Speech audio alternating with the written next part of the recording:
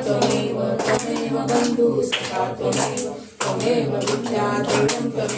त्वमेव सर्वं मत्वेव देव कायेन वाचा मनसेन्द्रियात्मना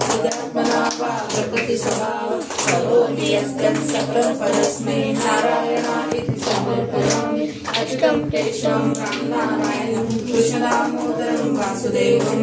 श्रीधरं माधवं गोपिकावल्लभं